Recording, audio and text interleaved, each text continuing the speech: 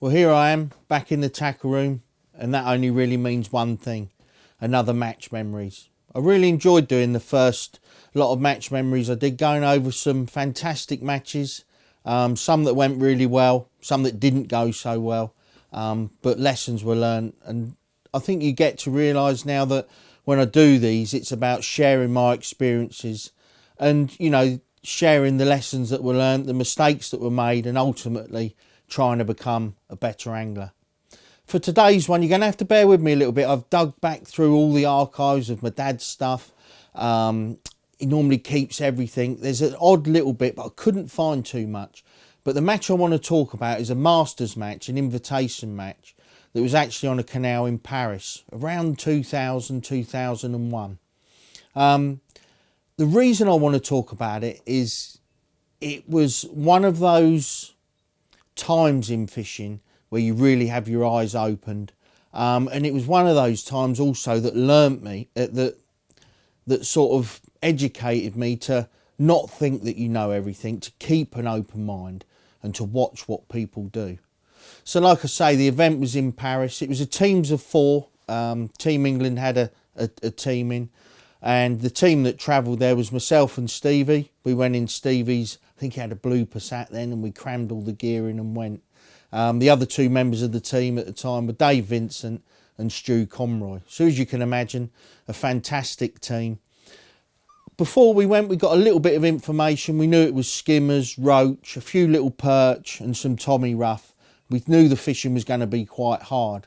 When we arrived at the venue, it was had a very industrial feel to it. There were big towering factories and like funnels with plumes of smoke coming out of massive ships up and down this canal, and it was literally just concrete bank, and it was quite treacherous, to be fair.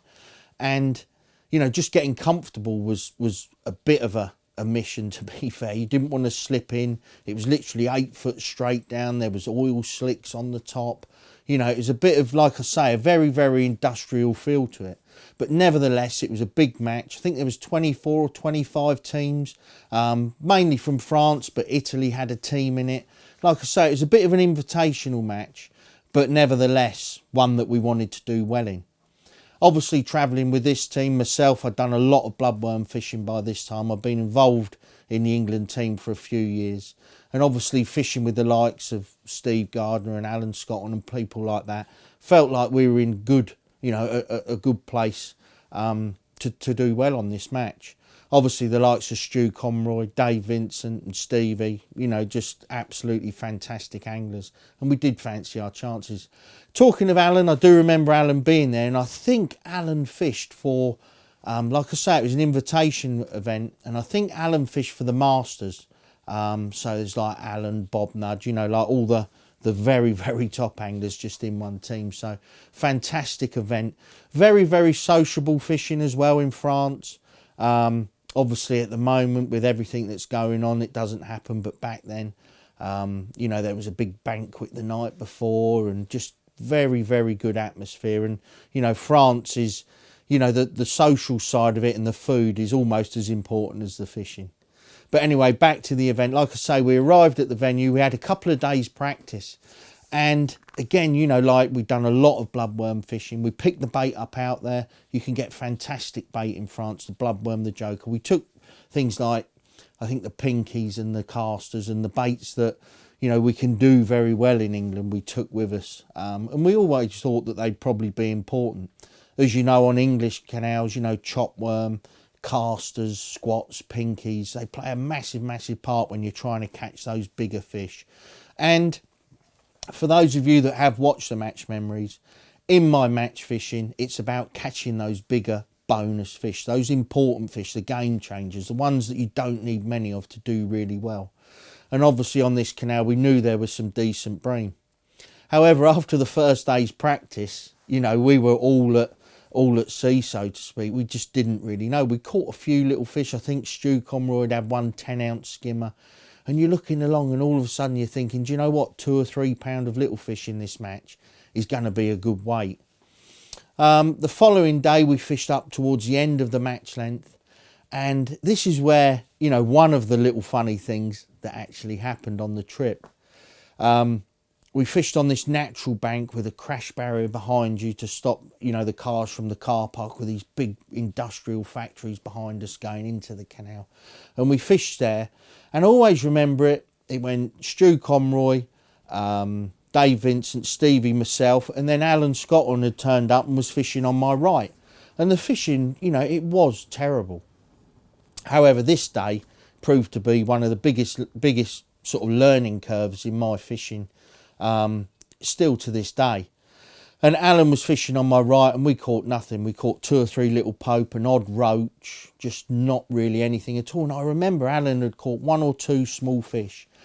Now, on the Saturday, you got the team match, which is all on this canal. It's fantastic for spectators. You've got this massive car park with these factories behind you, loads of room for cars. But on the Sunday, there was an individual match that was half on the canal and half on this rowing course that was a couple of miles away. And we spoke with Alan and that, and he literally said, I'm going to go onto the rowing course, see what that's like, like we're not catching any fish here, and he's gone. Me and Steve in that carried on, desperate to try and find an edge. And again, that's something I talk about a lot in these match memories, and any kind of article or filming I do. It's about finding an edge. It might only be something small, but if you can find an edge, and normally the best way to find an edge is just to experiment and try things. However, on this particular canal, it just seemed to be everything you did. If you went past your bait, if you fed a little bit of neat joker, if you loose fed some casters, nothing seemed to sort of be a standout better method. So when this guy turned up, this French guy, who I got to know quite well, he actually ended up fishing for the French team, and he became 2 or 3 times French champion. But on this particular day, this is when, he was relatively unknown in the international scene, and his name was Christoph. Fantastic angler and a real nice guy. However, this day is the first day that I actually met the guy. He came down, started talking, spoke very, very good English, and he said it was his local venue. He's fished it a lot. And he was telling us about the bream and the roach, and we're like, bream and roach? Like what? What's this guy going on about? And he said to me, do you mind if I fish the peg to your right? And there was this bit of, like flattened down grass and that where Alan had fished, and he was pointing at this, and I'm like, I said to you, well, Alan's been there this morning, he's caught 2 or 3 little fish, you don't really want to fish there, maybe go up, you might have a chance of catching an odd fish up there where nobody's fished. And he's like, no, it's okay, I'll fish here. And I'm like, okay, yeah, like just go for it. And I went up to see Stevie, and I said, like this guy, he's turned up, telling me about the bream and the roach in here. And we're like, yeah, okay. So anyway, Christoph got his box down, put his pole out, didn't plumb up, nothing, threw in 5 or 6 balls of this ground bait. And at this stage, I hadn't seen what he was doing, what his ground bait was like. I literally just, nice and polite, yes, you want to fish there, get on with it. But, Alan's fished there all morning, not caught. He's thrown in 5 or 6 balls of ground bait, shipped his pole in, gone up the bank, put a rig on, just, nice and relaxed and almost a little bit blasé, like just come back down the bank, plumbed up, gone back up the bank, had a cup of coffee from the stall that was behind us, come back down, and I see him putting some bloodworm on his hook, and I'm like, and literally 2 minutes later, he's got a 3-pound bream. And I'm like, hang on a minute, like what, is it a one-off? And he proceeded to catch about 15 pound in a couple of hours. Big roach. He even had a decent hybrid, a few skimmers. So you can imagine now, it's like, we've not really caught a lot, and this guy's just turned up, and now the interest levels go up.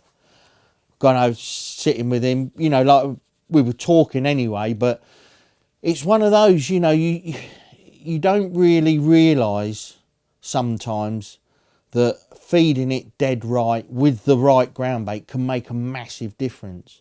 I always think it can make a little bit of a difference, or if you're sat next to someone that's using ground bait and you're just using lean, or you're putting it in neat, it can make a massive difference. But if he's using ground bait and we're using ground bait, I'd never seen a difference like this before in my life.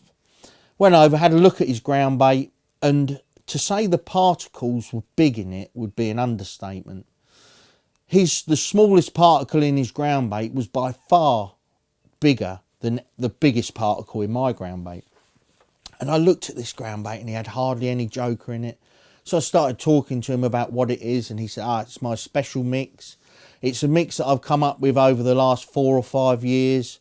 It has some pigeon poo in it, for the one, not to say the S word, which is an additive that they do use a lot when the pigeons are fed on, you know, corn, maize, things like this. They do use it a lot.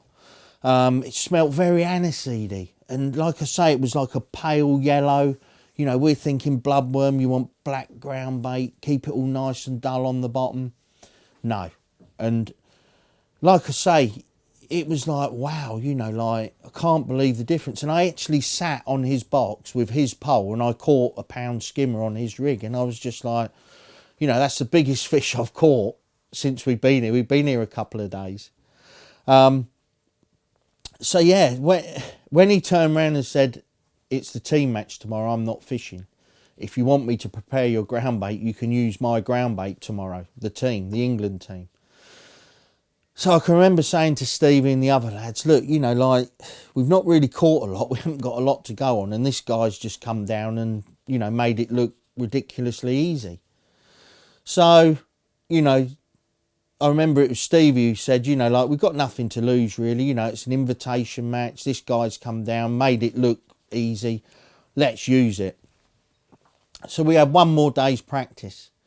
And we ended up further up the canal. We didn't have his ground bait, but by this time we were pretty sold. So this day it was more about, you know, getting your gear right, your rig set. We did put a bit of bait in. But this is one of the funniest things that sort of happened when we were fishing. Though it wasn't funny at the time. But Stu Conroy was catching a few little perch and little fish short. And I walked down to him on this concrete bank. And we're just talking and that. And he travelled with Dave Vincent in Dave's estate car. Not sure what car it was now. But he had his keys, Dave's keys, on his side tray. And you can imagine, like I've already said, you've got this concrete bank on this canal. It's 8 foot straight down. You know, there's things floating in this canal that you just wouldn't want to. There's oil slicks and everything. And I said to Stuart, "Oh, show me your fish." You know, like, and he stood up. He said, "Oh, I better put Dave's keys away." And he's put them in the pocket, like his knee pocket of his waterproof trousers, which, unbeknown to us, had a hole in. And literally, he's put them in, and you just heard clink, dunk. And I looked at Stuart and he looked at me and he's gone, "That was the keys, wasn't it?" And I'm like, yeah. And he's like, feeling his pocket, they're not there. And he's like, "I can't tell, Dave." And I said, "Well, we'd try and get a landing net or something." And he said, no, it's too deep, this, that and the other. And Stuart being Stuart, he you know, he's such a nice guy, fantastic angler and one hell of a character. Literally, and bearing in mind, you know, this is getting near the winter, a canal that, you know, I wouldn't want to put my little finger in, let alone, you know, get in there. Stuart's literally just stripped off, lowered himself into the canal, and I can remember it to this day. He's literally upended and gone down, and I can see his feet in this like dirty brown coloured, you know, diesel covered, and I can just see his feet, and then his feet have gone, and this hand came up with these keys in and just put them on the side. Needless to say, that afternoon Stuart wasn't very well. He'd obviously swallowed a little bit more, but he got the keys back, so everything was good. Next day's team match. Like I've already said, Saturday team match, Sunday individual match. Christoph, again, came to the hotel, mixed our ground bait up, and we literally had enough for 6 or 7 small balls each. Bearing in mind you're fishing an international style event, you know, there's teams from most European countries there. And they're going to be putting in 15, 20 balls of leam and ground bait and bloodworm and joker. And I'm looking at this bucket of ground bait I've got and I'm thinking, oh, you know, like, I do get myself into a few positions. Anyway, the draw came round. I was on the natural bank where I said that we'd fished. So you can imagine I'm sort of thinking to myself, well, you know, when Christoph came down and threw this ground bait in here, I was a couple of pegs to the left. Actually drew next to Roberto Trabucco I did this day. Got this crash barrier behind you. There's a big crowd like there always is in France. And I can remember I've set up, I'm going to put a little bit of Lehman Joker in short to try and catch these small fish. And then obviously throw this mix that this French guy had come up with on the long pole. And I always remember, like 2 or 3 minutes before the start, I had my pole in my rest, and it's 14.5 metres then. You weren't allowed to cup. And I can remember I've got these 6 or 7 little balls with a little bit of Joker in it, and I'm looking at it. And I looked over to my right at Roberto Trabucco, and he's got these balls in this bucket just mounded up. And I'm just like, oh my God, I'm going to make myself look a right idiot here today. You know, like he's going to put a load of bait in. And anyway, the match started, threw my 5 or 6 or 7 little token gesture balls in. And it's bang, bang, bang. For those of you that have watched international pre-baiting sessions, it's just, you know, not all the time, but on these sort of venues, people want to make a cloud, they want to make noise, you know, they want to put 2 or 3 different mixes in to try and attract the fish. And I'm in the middle of everyone with these 6 or 7 little balls.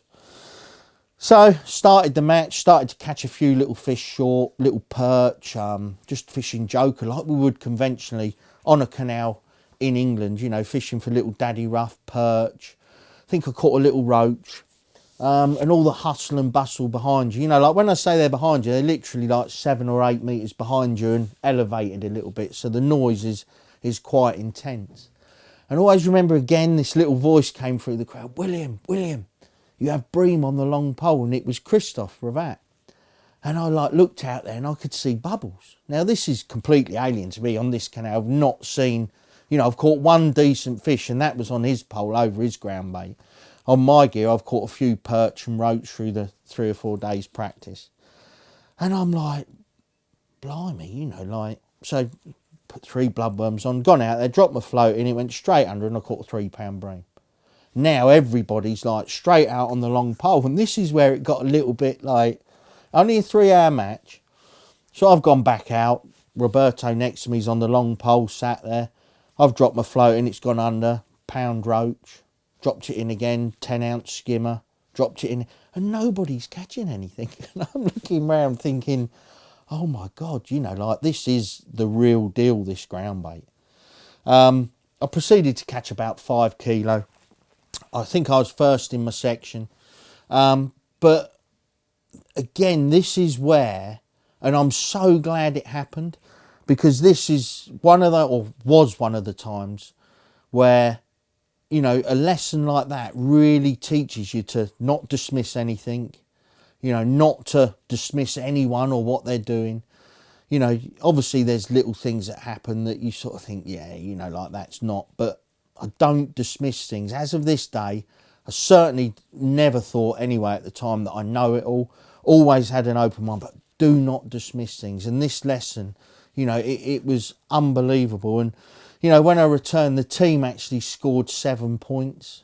Stu Conroy, I think, won the match. And I think like a high 20 points was second. The actual fishing itself, nice and delicate. We're using 5 elastics through 3 sections, plenty of stretch. 0.08 hook length, Drennan double strength at the time. Ultra fine hooks, and nice and light. Floats like John Francois at the time. Now I'd be using a Gloucester, perfect Gloucester, because I use that for all of that style of fishing. But nice delicate fishing for quality fish. But it just goes to show, if you don't get that feeding right, you don't get them in your peg. And if you don't get them in your peg, you're not going to catch them. As far as hook baits are concerned, it was bloodworm. That was it. 3 or 4 bloodworms, nice small lively bloodworm. Again, I remember Stevie looking after the bait. Stevie, Alan Scotton and Stevie are probably the best at looking after hook bloodworm.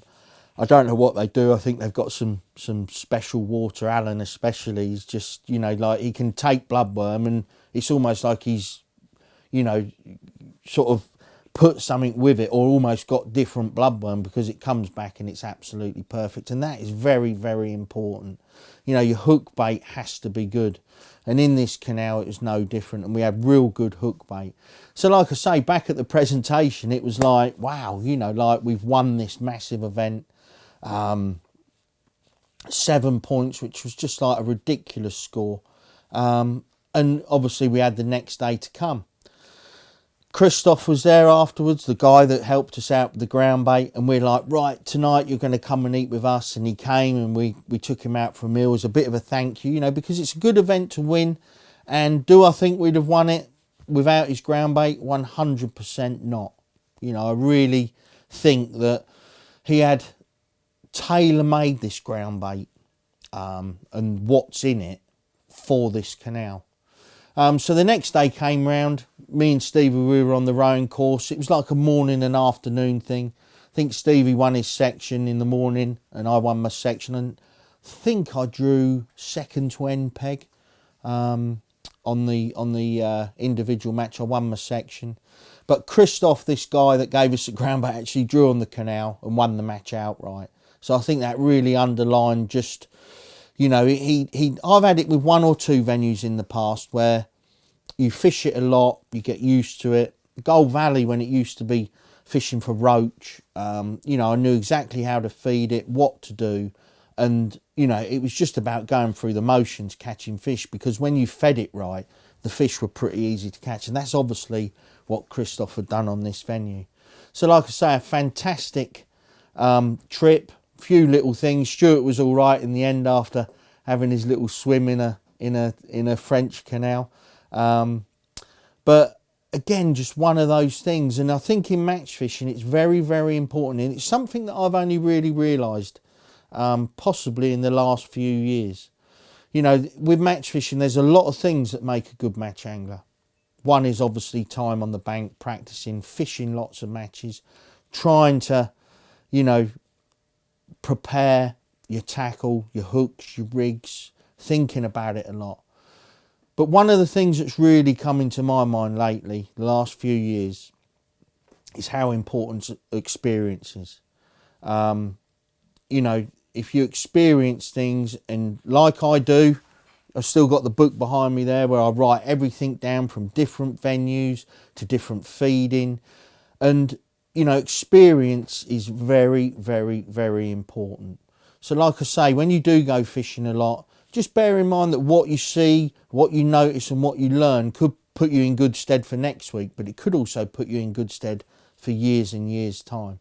You know, when you can just put on that experience and put it to good work really and make it pay. So that's another match memories for you. I hope you all have a fantastic Christmas and a good New Year, and I'll be back with another match memories in the not too distant future.